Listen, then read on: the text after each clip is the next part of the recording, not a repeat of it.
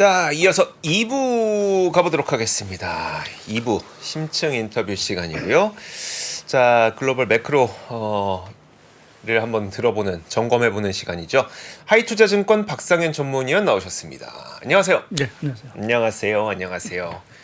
지금 막 가을 개편, 또 3% 칼바람, 구조조정 이런 얘기 나오는데 저희 박상현 전문위원님은 요일만 바뀌실 겁니다. 저희가 어디 안 보내드릴 겁니다. 저희 어디 가고 싶으신 생각은 없으셨죠? 예, 집에 가고 싶습니다. 집에 조금 이따 보내드릴게요.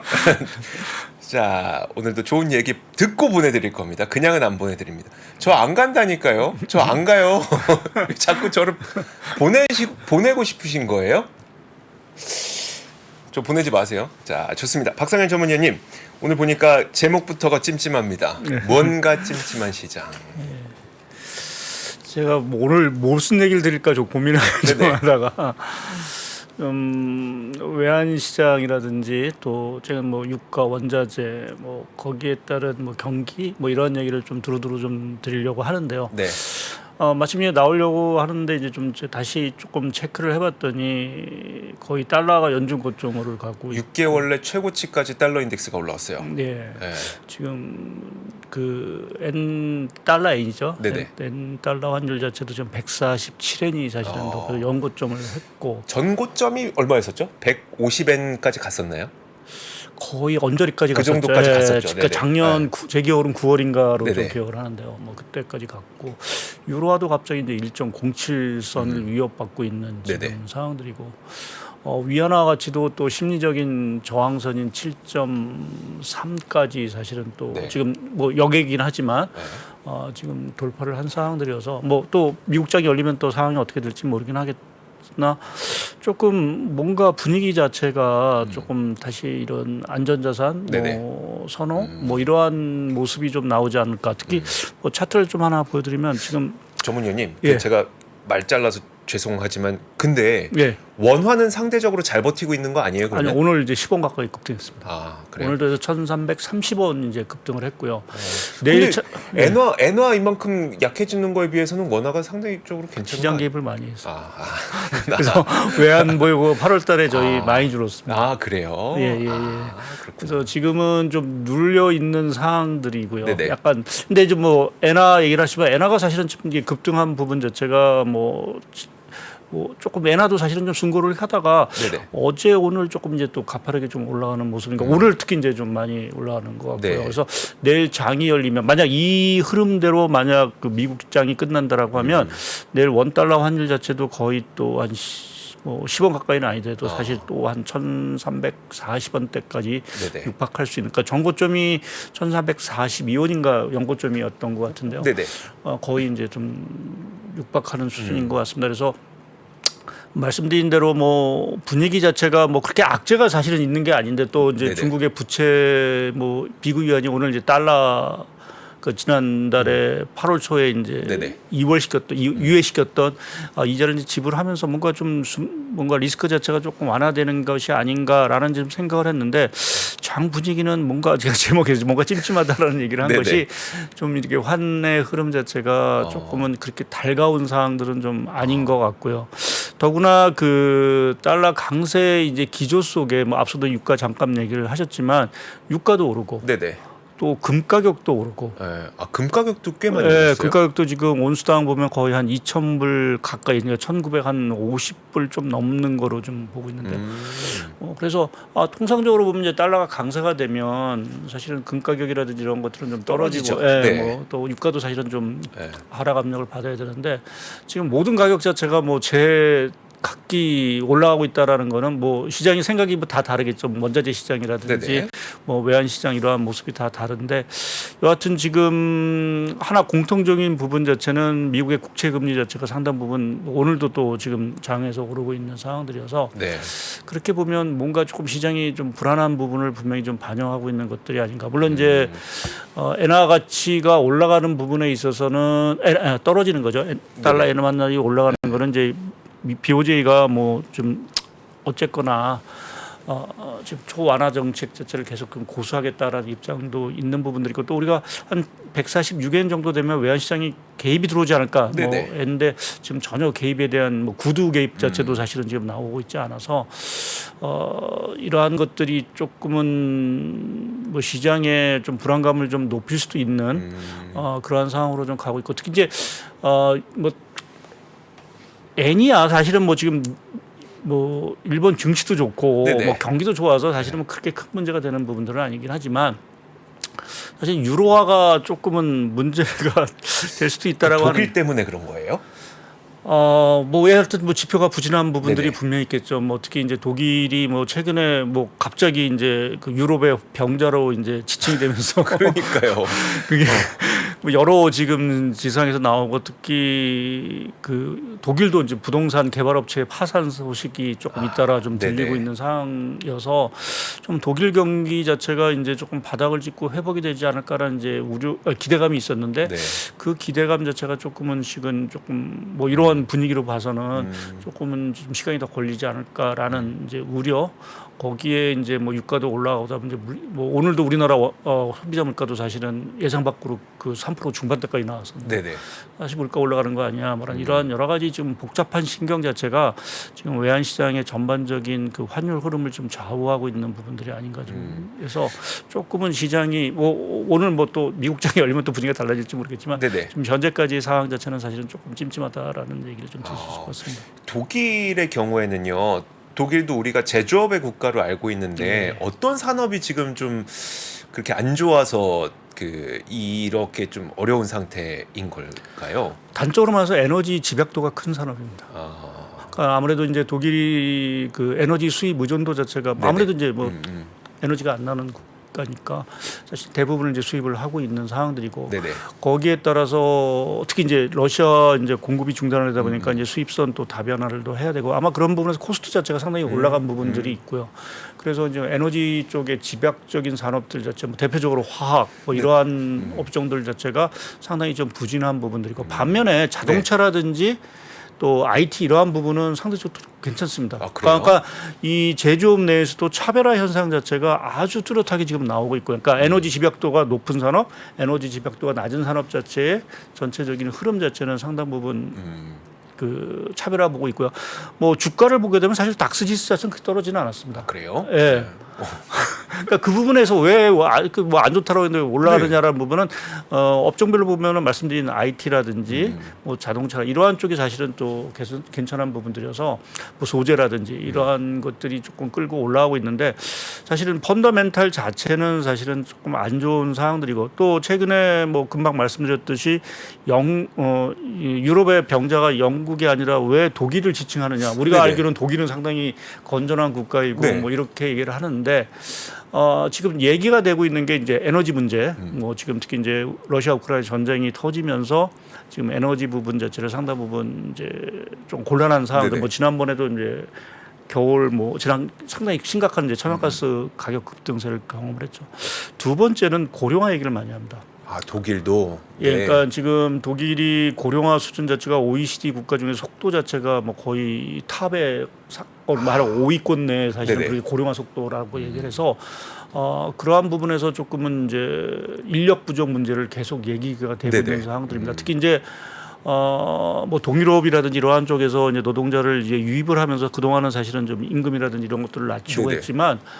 문제 자체는 이제 숙련 노동자, 그러니까 독일어를 잘하고 그쵸. 하는 이런 숙련 노동자들 자체가 상당 부분 이제 고령화되면서 은퇴를 하고 그 공백 자체가 상당히 좀 메워지지 못하면서 상당 부분 이제 인력난에 사실은 좀 빠지고 있다. 그러니까 뭐 이민자는 계속 받아들이고 있긴 하지만 기본적으로 인구 자체도 뭐 우리나라도 인구 절벽을 얘기를 하지만 네네. 독일도 이제 인구 절벽 리스크 자체가 계속 얘기가 되고 있는 부분들이고요. 또 하나 이제 지적하는 게 첨단 부분에 있어서의 경쟁력이 여타 주요국에 비해서 떨어진다. 사실 그 IT 쪽에서 독일 기업 생각나는 게 있을까요?라고 물으면 잘 생각은 안 나거든요. 예. 그러니까 그러한 측면에서 뭐 어찌 보면 4차 산업의 처음에 시작이 독일이 아니었나라는 좀 얼핏 생각은 들긴 하는데요. 아, 그랬었나요? 예, 그쪽 뭐 유럽에서 이제 4차 네네. 산업 관련돼서 뭐 해서 뭐 독일도 뭐 4차 산업과 관련된 여러 가지 비전도 발표하고 맞아요. 막 그 스마트 팩토리와 예, 관련돼서도 그 독일에서 나왔었던 예, 거니까요. 네네. 예. 근데 실제 근데 이제 뭐 R&D 투자라든지 뭐 여러 가지 뭐 반도체라든지 이러한 쪽에서 보면 상당히 이제 뭐 미국 뭐 한국뿐만 아니라 네네. 중국마저도 상당 부분 이렇게 좀 뒤처지는 이러한 모습을 보이면서 뭔가 경쟁력이 떨어지는 것이 아닌가라는 이제 우려를 좀 하나 하는 부분들이 있고요. 뭐 말씀드린 거는 이제 구조적인 부분들이고 또 하나 이제 지적할 수 있는 거는 이제 중국과의 관계입니다. 네. 뭐 우리도 사실은 중국 성장률이 둔화가 되면서 상당 부분 이제 피해를 보고 있는 부분들이 있는데 독일도 사실은 그 중국과의 수출 비중 거의 뭐 좋을 때는 전체 수출 한 7, 8% 정도가 이제 대중국 수출인데 최근에 여하튼 많이 떨어졌습니다. 보다 6%뭐 어느 정도 초반까지 떨어진 상황들이어서 여하튼 중국 쪽에서의 그 수출 쪽은 잘 안 되는 상황들이고 또 한편에는 이제 중국이 뭐 그동안은 뭐 우리나라도 아주 비슷한 거죠. 이제 서로 이제 상호 보완적인 어떤 관계였다라고 하면 지금은 이제 중국이 올라오면서 네네. 약간 경합적인 관계로 이제 변했다라는 것도 독일 경제는 상당히 좀 부담스러운. 거기에 이제 아까 부동산 경기는 이제 고강도 긴축을 지금 하고 있고요. 그러니까 유럽은 이번 팬데믹 기간 중에 이게 따져보면 물론 돈을 풀긴 했지만 전반적으로 다른 나라에 비해서 상당히 돈을 안 푸는 지역입니다. 특히 이제 독일 같은 경우는. 그래서 그 부분에 대한 어찌 보면 일종의 휴유증이죠. 뭐 돈을 좀 많이 풀었어야 경기가 좋아지는데 사실은 그 부분을 잘 못했다라는 부분들이 하나 있고 또 러시아 우크라이나 전쟁으로 인해서 원자재 가격이라든지 뭐 이제 아까 말씀 인력이라든지 이러한 것들로 인해서 건설 비용 자체가 뭐 우리나라도 많이 올랐다고 하지만 독일도 뭐 거의 한 30~40%씩 올라다 보니까 지금 부동산 쪽에서 개발 업체들 자체가 이제 뒤로 낮아빠지는 뭐 금리도 사실 조달 금리도 올라가고 하는 부분들에서 그러한 것들이 지금 복합적으로 이제 맞물리면서 독일 경제가 사실상 뭐 침체에 좀 들어가 있는 상황들이고 회복에 대해서도 그렇게 쉽게 얘기하기가 지금 조금 어려운 국면으로 가고 있는 것이 최근에 이제 유로 쪽의 약세 압력을 사실 좀 높이고 있다라고 봐야 될 것 같고요. 이제 그 과정 속에 이제 금리를 좀 내려줘야 되는데. 뭐 좀 뭐 동결한다, 뭐 올린다, 뭐 지금 뭐 강론을박이 되고 있는 상황들인데 좀 이제 금리의 인하에 대한 부분, 이 부분 자체도 조금은 뭐 동결은 할지언정 인하에는 좀 시간이 걸릴 수 있다라는 부분도 여하튼 좀 독일 경제에 좀 부담을 좀 주고 있고. 근데 말씀하셨던 대로 지금 물가가 너무 많이 올라서 건설비가 막 높아지고 있고 이자가 비싸지고 있으니까 자금 조달했던 것에 대한 이자도 버거운 상태에서 독일의 개발업체들도 부동산 개발업체들도 쓰러지고 있는데 독일을 제외한 나머지 뭐 프랑스라든지 뭐 그런 국가들은 경기가 괜찮고 아직은 과열 그 물가 상승을 다 제어하지 못했다고 유럽 연합의 ECB의 고금리가 계속되면 독일은 더 힘든 거 아니에요? 그렇죠. 근데 상대적으로 이제 다른 나라는 왜 그럼 뭐 독일은 뭐 성장률이 침체인데 왜 다른 나라는 왜 괜찮아요? 그게 좀 아이러니하게 사실은 이제 독일은 제조업하고 수출 비중이 상대적으로 높은 국가에서 오히려 그 부분에 좀 타격을 받고 있는 거죠. 그러니까 지금 러시아라든지 뭐 중국 자체가 안 좋다 보니까 말씀드린 대로 수출도 타격을 받고 거기에 때문에 제조업도 타격을 받는데 다른 나라들은 제조업 비중 자체가 워낙 뭐 낮은 나라이고 서비스 부분에 대한 비중 자체가 크니까 지금 상대적으로 이제 타격을 받고 있는 거는 주로 독일이 타격을 받고 있는 상황들이고 서비스 경기는 뭐 사실은 뭐 관광이라든지 이런 것들이 또 오면서 다른 지역은 아직은 이제 그쪽에서 좀 수혜를 받고 있어서 조금 이제 독일이 조금 더 상대적으로 이제 힘든 뭐 이러한 상황으로 좀 가고 있다라고 좀 말씀을 드리겠고요. 아까 말씀드린 인구 문제라는 것이 전 세계적으로 사실은 지금 다 공이 지금 구조적으로 이제 성장을 좀 떨어뜨리는 요인으로 좀 봐야 될 것 같습니다. 그러면요. 제가 유럽 중앙은행에서 어떤 식으로 통화 정책을 하는지 잘 몰라서 여쭤보는 건데요. 아무래도 그 유럽에서 특히 유럽 연합에서 가장 큰 경제 국가가 독일인 거잖아요. 그렇죠. 그러면 유럽 연합의 다른 국가들도 독일의 경제 상황을 훨씬 더 신경을 써서 유럽 중앙은행에서 이렇게 그 통화 정책을 하나요? 아니면 그렇게는 안 하나요? 다 자기 국가가 우선이죠. 그래서 영국이 브렉시트에서 나온 거죠. 예. 다 투표권이 다 네네. 하나씩 그 이게 경제 규모대로가 예, 아니에요. 하나에 있어서 통상적으로 보면 이제 뭐 최근에 이제 물가가 많이 뭐 오르긴 하지만 독일은 기본적으로 독일 중앙은행은 기본적으로 긴축 기조입니다. 매파입니다. 항상. 아, 네. 그러니까 독일은 그 항상 그 과거의 그 초인프, 하이퍼 인플레이션에 네네. 대한 아픈 기억이 있기 때문에 네. 항상 보면은 정책에 있어서 보면은 상당히 긴축을 상당히 강하게 얘기하고 있고 네. 다른 뭐 이제 이탈리아라든지 이런 네. 쪽은 이제 완화적인 얘기를 좀 더불어서 항상 보게 되면 그 색깔 자체가 독일은 이제 항상 긴축. 오히려 힘든 독일이 예, 또. 네. 독일은 그러니까 뭐 자체적으로 그래도 뭐 펀더멘털이 워낙 강하니까 네네. 사실 그래서 항상 이제 긴축을 강조하는 부분들. 아까 말씀드려서 팬데믹 구간 중에도 사실 요번에 독일이 이렇게 돈을 많이 안 풀었다라는 네. 부분 자체도 뭐 지난번에 유럽 재정 위기를 겪고 나서 그러한 재정 진출의 어떤 준칙이라고 할까요?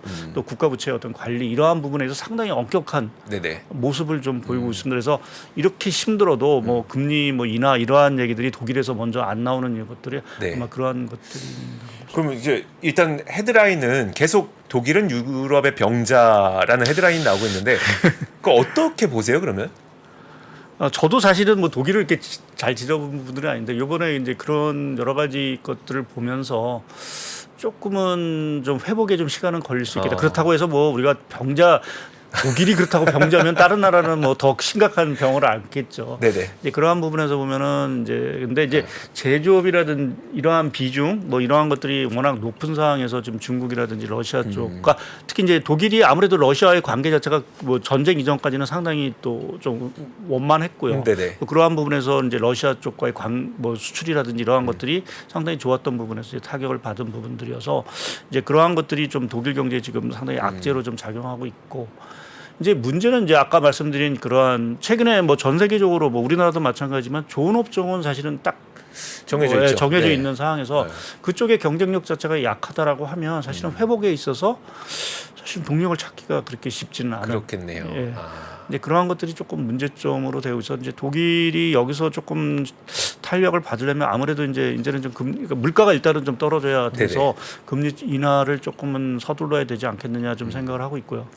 좀 하나 좀 그 우리 독일의 물가를 이렇게 우려를 하고 있긴 하지만 네. 제가 하나 좀 보여드리. 뭐 화면상에 좀 네, 화면 한번 보여주세요. 네. 네. 이 파란색이 그 독일의 생산자 물가입니다. 여기 좌측인데 우측으로 잘못 섞여 있는데요. 네. 지금 마이너스입니다. 마이너스예요? 생산자 물가는 마이너스. 워낙 이제 기저 효과가 분명히 있는 부분. 이제 작년에 워낙 이 천연가스 가격 뭐 이런 것들이 올라가면서 네네. 뭐 이 생산자 물가가 뭐 거의 50%대까지 갔기 때문에 지금 그 기저 효과가 분명히 있긴 하지만 그럼에도 불구하고 지금 생산자 물가가 뭐 마이너스 증가를 보이고 있고 PMI 지수 같은 경우는 거의 뭐 40이야 거의 35선 가까이 떨어졌다는 거는 우리가 중국 얘기할 때 항상 디프레 얘기를 네네네. 하죠.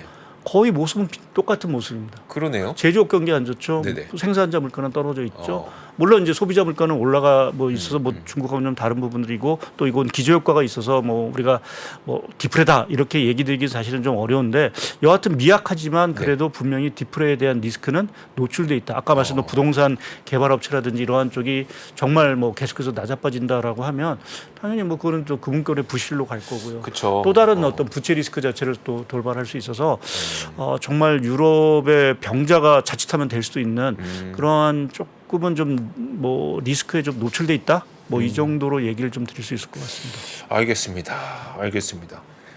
자, 이런 일들이 벌어지고 있다 보니까 요즘에 야 그래도 제일 안전한 건 미국 아니야 이러면서 뭐 달러 수요도 늘고 있고. 그렇죠. 그래서 사실 이게 좀 양날의 검이 될 것 같긴 해요. 달러 수요가 그러니까 늘어나면서 달러 가치가 또 올라가게 되면 환율 때문에 기업 실적이 또 이제 그 약간 좀 타격을 받을 수도 있는 거고 이런데 또 한편으로 보면 약간 결국은 달러를 사는 게 달러를 현금으로 산다기보다 외국에 있는 수많은 투자자들이 그걸 채권의 형태로 사는 거잖아요. 그렇죠. 그러면 이제 미국의 채권 금리는 또 그러니까 이거 좋다는 건 아니지만 좀 안정될 가능성도 좀 있어 보이세요? 예, 일단 저는 뭐 지금 채권 금리, 장기 금리 자체가 여전히 좀 불안한 모습이긴 하지만 일단 개인적으로 거의 고점에 거의 온 곳이 아닌가. 지난번 고점은 온 것이 아닌가라는 좀 생각을 좀 하고 있고요. 물론 이제 다음 주에 물가 뭐 이런 것들이 또 좀 또 그렇겠죠. 쇼크가 나오면 또 뭐 얘기가 좀 달라질 수 있긴 네. 하더라도 여하튼 지금 미국의 물가는 둔화가 되고 있다라고 좀 봐야 될 것 같고요.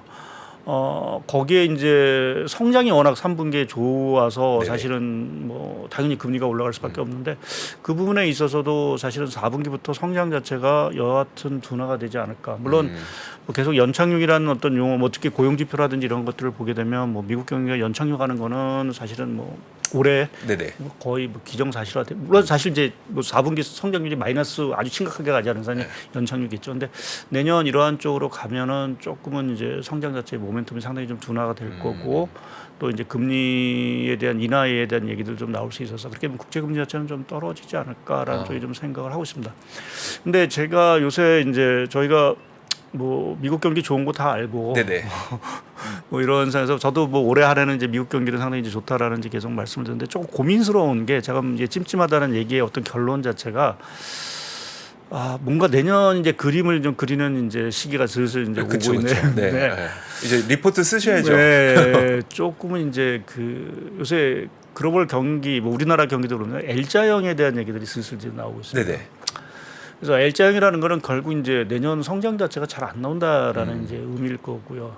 이제 그 리스크 자체가 사실은 곳곳에서 사실 좀 보이고 있다라는 게 제가 말씀드린 제가 쭉 뭐 서술하게 좀 이제 장황하게 얘기했던 환율 네네. 뭐 이러한 것들이 좀 반영이 되는 것이 아닌가 좀 생각을 좀 할 수 있는 것들이 말씀드린 대로 미국 경기 뭐 좋습니다. 좋고 뭐 경기 침체갈 가능성 아직은 이렇게 뚜렷하 보이지는 않지만 결국 이 정도의 고금리 수준 자체가 계속 뭐 연준이 뭐 내년 2분기까지 간다라고 하면 성장에 대한 모멘텀 자체는 당연히 둔화될 수밖에 없고요. 고용도 계속 조금 이제 시원하겠죠. 그러면 올해 성장률보다 내년 성장률이 당연히 미국은 둔화할 수밖에 네. 없고 특히 이제 미국이 좋았던 원인 뭐 여러 가지 중에서 하나 보면 이제 재정 지출 자체를 뭐 아무래도 뭐 IR법이라든지 이런 네네. 것들을 공격적으로 하면서 성장을 끌어올린 부분도 있는데 내년 그 지금 미국의 재정 지출 증가를 보면은 이제 동결 쪽입니다. 지난번에 부채한도 협상을 하면서 네. 공화당과 민주당이 그러니까 백악관이 합의를 했었죠. 네네. 그래서 내년에 이제 재정 지출 자체가 그렇게 늘어나지는 않을 겁니다. 거기에 이제 이자 부담은 사실은 많이 늘어나게 되죠. 네네. 그렇게 되면 성장에 대한 상당히 둔화 압박이 올 수 있다라는 생각. 사실 올해 그러면은 3분기, 그러니까 미국의 3분기의 GDP 성장률 왜 이렇게 높게 나오냐, 내지는 뭐 1, 2분기는 왜 이렇게 좋았냐를 놓고 봤을 때 그 말씀하시는 분들 꽤 많거든요. IRA 법안으로 지금 미국에다 공장 다 끌어들여 갖고 거기서 공장 짓고 있고 거기서 사람들이 일하고 있고 거기서 월급 받고 있고 그 월급으로 소비하고 있는데 성장률이 안 좋을 수가 있니?라는 반문을 하는데 말씀하셨던 것처럼 내년은 그게 이제 재정 지출이니까 재정 지출이 크게 늘지 않는다고요. 그렇죠. 이제 추가적으로 크게 더 늘지 않는다면? 그러니까 우리가 보면 이렇게 항상 보면 그러니까 델타죠. 그쵸. 증분을 항상 그쵸, 생각하는데 그쵸. 이게 네. 일정하게 되면 사실은 증가율이 없는 거니까. 그렇죠. 그러니까 지금 일정하게 나오긴 하겠죠. 근데 근데 더 이상 추가적인 어떤 증분 자체는 없는 부분들이 그러면 있고요. 확실히 올해 우리가 느꼈던 이 생각 외에 성장률이 높네는 내년엔 좀 느끼기 힘들 가능성이 가능성인데 결국 이제 공장을 줘놓고 이제 문제는 뭐 말씀하신 대로 맞죠. 뭐 지금 공장을 지면서 뭐 여러 가지 원자재도 사고 뭐 근로자도 하고 네네네. 건설 경기도 좋아지고 했는데 그냥 공장을 다 뭐 이게 뭐 1, 2년 걸릴 수도 있기만 뭐 단적으로 해서 내년에 공장을 완료했을 때 네네. 이제 거기서부터 생산물이 나오는데 누가 수요를 할 거냐. 에 대한 어떤 퀘스천 뭐 미국 네네. 사람들은 할 수 있지만 결국 중국이 좀 저렇게 뒤로 낮아빠지고 하고 유럽이 말씀드린 대로 독일이 좀 저렇게 부진하고 하는다라고 하면 그 수요 자체에 대한 부분 그러니까 생산을 해놓은 건 생산 네네. 캐파는 갖춰놓은 건 알겠는데 이제 그게 원활하게 팔리고 하는 것들은 결국 이제 수요에 대한 문제고 네. 그래야 기업들의 뭐 매출이라든지 이런 것들이 자연스럽게 늘어나는 부분들인데 그 부분에 대한 불확실성 자체가 조금 커지고 있다. 중국은 지금 여하튼 뭐 비구인 사태가 어떻게 숨고르게 갔지만 네. 뭐 앞서 말씀드린 제가 다시 이제 위안화 환율이 7.31을 갔다라는 부분 자체는 시장은 여전히 아직 그거를 못 믿겠다라는 그렇죠. 얘기거든요. 네네. 이제 그러한 것들이 결국 중국의 성장에 대한 기대감 이게 올해도 그렇지만 내년도 사실은 지금 이 사항들이 계속 된다라고 하면 중국 성장률을 기대하기는 사실은 어려운 부분들이고 자 그러면 중국 성장률 잘 안 나오고 유럽 독일 이게 뭐 병자까지 취급하는 거니까 물론 좋아질 수는 있긴 하지만 기저 효과 때문에 그렇게 강하지 못하다. 네. 그러면 전 세계 세 개 축 간에서 뭐 미국은 뭐 모르겠습니다만 두 개 네. 축이 결국 성장률이 잘 안 나온다. 또 미국도 올해보다는 내년이 안 나온다라고 하면 전체적으로 내년에 모멘텀이라는 게 사실은 그렇게 강할 수 있겠느냐. 거기서 사실은 조금 이제 올 연말각 정도 또 내년 초 들어가면 그런 얘기들이 사실은 좀 많이 나오지 않을까라는 좀 생각을 하고 그러한 측면에서 보게 되면 사실은 연준이 이제 서둘러서 금리라는 인하라는 부분 네네. 또 20이라든지 뭐 우리나라도 마찬가지입니다. 네. 전체적으로 이제 금리 인하라는 부분에 대한 부분을 조금 고민하는 시기가 연말 연초부터 다시 이제 논쟁이 시작이 되지 않을까 좀 생각을 하고 있습니다. 이제 우리나라도 최근에 뭐 얘기를 들으셨겠지만 지금 가계부채 자체가 너무 빨리 올라가고 네, 있고 맞아요, 또 이제 맞아요. 연체율 자체도 많이 네. 상승을 하고 있는 상황이어서 그렇게 보면 우리도 사실은 금리 인하라는 부분 뭐 그것이 다시 가계부채를 자극할지는 모르겠지만 그거는 이제 규제라든지 뭐 이런 것들을 통해서 막아야 되는 부분이고 네네.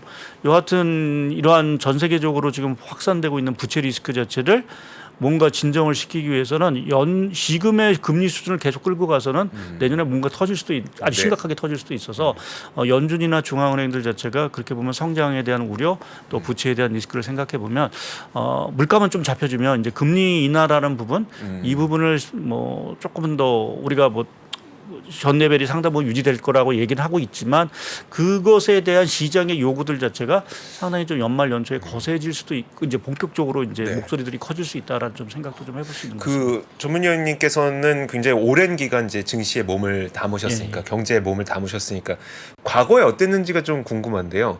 과거에도 이렇게 고금리가 좀 지속됐다가 이제 금리가 내려가고 뭐 이런 일들이 있었잖아요. 근데 그런 시기에 좀 어떤 현상이 먼저 나왔었는지가 궁금해요. 그러니까 지금처럼 고금리 때문에 그 뭔가 이게 뭐 부채가 터지고 이런 것들을 그러니까 정책적으로 막고 나서 금리를 내리는 건지. 아니죠. 쇼크가 와야 되죠. 아. 충격이 한 번은 다 그러면 오는 거죠. 금리 먼저 툭툭툭 내리고 거기서 이제 아니 충격이 온다면 이제 금리를 내는 거죠. 항상 보면은 네. 정책이라는 게 선행 우리가 이게 선행 이런 것들을 강조하지만 네. 정책이 그렇게 서둘러서 먼저 이렇게 하긴 힘들어요. 하기는 사실은 어려운 부분들이 우리가 뭐 닷컴 버블도 사실은 그랬고 그렇죠. 닷컴 버블도 네네. 터져서 그랬고요. 그 다음에 우리나라 그 카드 버블 사태도 결국 이제 금리가 그랬죠. 올라서 사실 네네. 터진 거고 글로벌 금융 위기 자체도 쇼크가 와서 터진 거고 또 유럽 재정 위기 자체도 뭐 결국 그것도 이제 쇼크가 와서 뭔가 또 뭐 돈을 풀고 뭐 네네. 이러한 요구를 했죠. 근데 이번 같은 경우 아주 독특한 케이스입니다. 네. 금리가 올라왔어도 사실은 쇼크가 사실은 뭐 중국이 지금 쇼크가 있다라고 하는 분인데 사실은 쇼크가 그렇게 큰 쇼크가 없었죠. 물론 이제 SVB 사태라든지 이런 자잘한 표들을 하긴 조금 그렇긴 하지만 조금 국지적으로 이제 네네. 신용 리스크는 터졌지만 전반적으로 이번 같은 경우에는 이렇게 딱 금리에도 불구하고 쇼크를 맞지 않은 상황들이죠. 그러니까 그것이 하나의 또 단점은 뭐냐면은 뭐 우리가 그런 얘기를 하죠. 고리 깊어야 산이 높다고. 네네.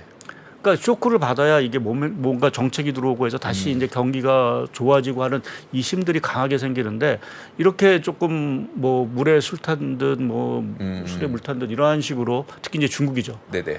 부채의 문제를 끄지 않고 계속 뒤로 밀어버리게 되면 사실은 전혀 해결된 것도 없고 그러면서 중국 같은 경우 성장은 그럼 뭐로 하겠는데 다시 얻어서 성장하냐 그거는 안 된다라는 걸 이번에 증명을 했기 때문에 네네. 뭐 그렇게 보면 이제 성장에 대한 모멘텀 자체가 상당 부분 이제 없다라는 부분 거기에 이제 각국에서 이제 재정 지출에 대한 부분 자체를 뭐 아까 유럽도 엄격하게 하고 미국도 내년은 사실 그렇게 기대할 게 없다. 우리나라도 마찬가지고. 예, 우리나라도 마찬가지. 그러니까 그런 분위기로 가게 되면 더더욱 과연 그럼 어디서 성장에 대한 것들을 그러네요. 기대할 수 있느냐라는 이제 좀 것들이 이제 획기적으로 뭐 러시아 우크라이나 전쟁이 종전이 돼서 유가가 떨어진다. 네네. 뭐 원자재 가격이 떨어진다. 뭐 이러한 쪽에서 뭐 기대를 하면 이제 하실 수 있는 부분들인데 뭐 그거는 뭐 불확실한 부분들이어서 뭐 말씀드리긴 좀 어렵고 그러한 부분에서 사실은 좀 내년에 대한 그러니까 올해는 뭐 이렇게 좀 잘 넘어왔는데 네. 내년에 이렇게 그림을 좀 요새 그리다 보면 조금 이제 뭔가 좋아지고 려고 하는 것들을 좀 찾고자 하는데 그게 잘 안 보인다라는 게 조금 지금 좀 사실 우리나라도 뭐 경기는 안 좋다고 하지만 결국은 이제 미국에다 공장 짓고 하면서 AMPC 받고 막 이런 보조금 받고 이런 것들도 일부 도움이 됐을 텐데 예. 내년에는 재정 지출 자체를 올해랑 비슷하게 가져간다는 것은 예. 결국 추가로 더 주는 건 없다는 거니까. 그렇죠. 그러니까 미국뿐만 아니라 미국에서 파생된 그 산업에 발을 걸치고 있는 국가들이 다 같이 좀 그 올해와는 좀 다를 수 있겠네요. 올해만큼 뭐 일부 이제 거기서 차별화는 분명히 있을 겁니다. 그러니까 그 생각은 좀 합니다. 그러니까 지금 전 세계적으로 봤을 때 이 성장이라는 부분 자체가 잘 안 나오는 네네. 건데 결국 누구는 이제 갈라먹기를 하겠죠. 누가 네, 더 많이 그쵸, 가질 그쵸, 거죠. 네. 그거를 더 많이, 그러니까 어떻게 보면 피자를 더 많이 갖고 오는 쪽은 결국 이제 수혜를 보는 거고, 피자를 더 좁게 갖고 또 이전보다 갖고 가니까 이게 피자 자체가 커져야 되는데 그렇죠. 사실 그게 커지지 않고 이제 갈라먹기, 이제 나눠먹기의 어떤 경쟁을 한다라고 하면 그 거기서 사실은 차별화가 나오는 거고요. 최근에 사실은 제가 하나 이제 좀 이게 뭐 우리가 삼성전자 그 HBM 네. 얘기를 하면서 삼성전자가 그 수주를 한다 뭐 이런 소리 나니까 하이닉스 자체는 오히려 떨어지고 네. 그거는 사실은 파이가 다 커지면 같이 좋아져야 되는데 지금, 이건 네. 누가 좋아진다니까 저건 저 사람 그러면 줄어들겠네 이러한 생각들이 있다라는 거는 성장에 대한 기대감 자체가 아직은 그건 강하지 않다라는 부분을 좀 반영한 것으로 생각하고 있습니다. 알겠습니다. 그러면 이제 마지막으로 네.